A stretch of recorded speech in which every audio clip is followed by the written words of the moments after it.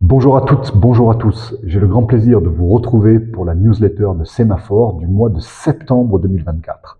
Vous verrez que nos articles reflètent la nouvelle organisation du cabinet et se présentent selon les différentes offres. Nous commençons avec l'offre développement du capital humain et vous retrouverez un article écrit par Jean-Christophe Chamaillou sur la certification.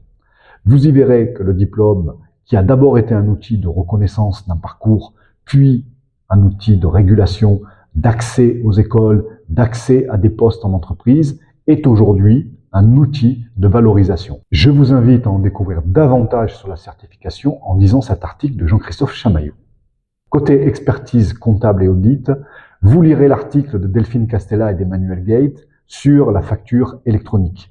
La facture électronique n'a pas été abandonnée. Vous trouverez dans cet article l'ensemble des obligations et des dates qui conditionnent sa mise en œuvre. Elle sera bien généralisée à partir du 1er septembre 2026. Vous lirez dans l'article l'ensemble des préconisations qui sont les nôtres pour sa mise en œuvre dans votre entreprise. S'agissant des transformations et des transitions professionnelles, vous pourrez lire l'article de Patrick Thaler qui porte au sein du cabinet la practice revitalisation et réindustrialisation. Vous découvrirez que l'industrie ne pèse plus que 12,4% du PIB de la France, dont 10% pour l'industrie manufacturière. Vous y découvrirez la plaidoirie de Patrick Thaler pour une réindustrialisation du tissu économique français, le secteur tertiaire ayant beaucoup pesé en défaveur du déficit commercial. Je vous invite à lire avec intérêt cet article de Patrick Thaler.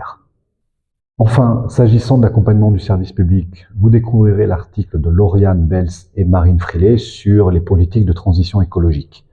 Et vous verrez dans le cadre du sondage OpinionWays auquel elles font référence que nous sommes tous empreints de paradoxes. Nous souhaitons la transition écologique, mais nous ne sommes pas prêts à faire tous les changements, notamment en matière d'habitat.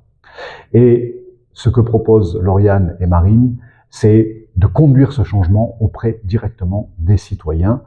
Lisez cet article, il y a beaucoup à apprendre de cela. Je vous remercie de votre attention, je vous dis au mois prochain, comme d'habitude, vous retrouvez le lien au-dessus de ma tête pour accéder à l'ensemble de ces articles et je vous souhaite une très bonne fin de semaine.